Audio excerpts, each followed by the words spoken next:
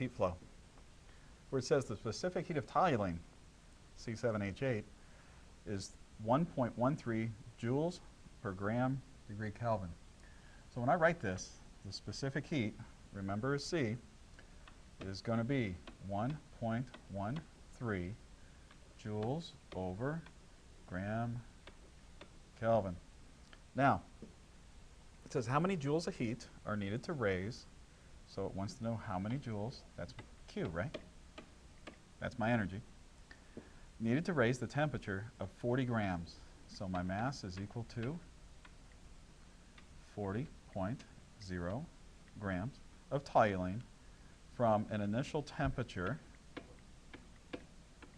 equal to 10.4 degrees Celsius up to a final temperature equal to 28.0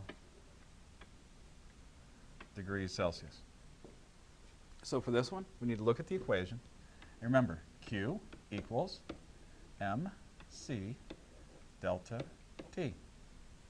So now, let's go ahead and plug in some numbers here. Let's make sure our units are okay. Remember our specific heat, that's in joules per grams degree Kelvin. And when we look at our temperature, our delta T, it's going to be the final temperature minus the initial temperature, which is going to be 28.0 degrees Celsius minus 10.4 degrees Celsius.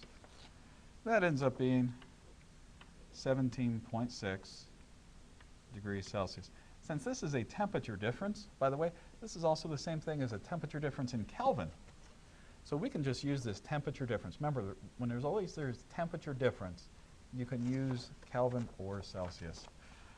So in this case, in other words, we can change this to degrees Celsius.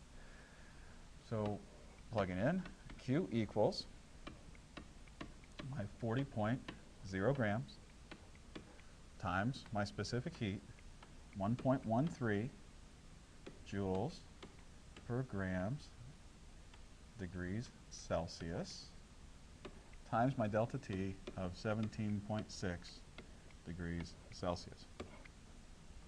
When we multiply that out, I get that Q is equal to 795.52 joules.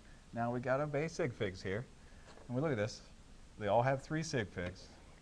So Q is going to be equal to, got to round to 3 sig figs, 796 joules. And that is, in fact, the answer.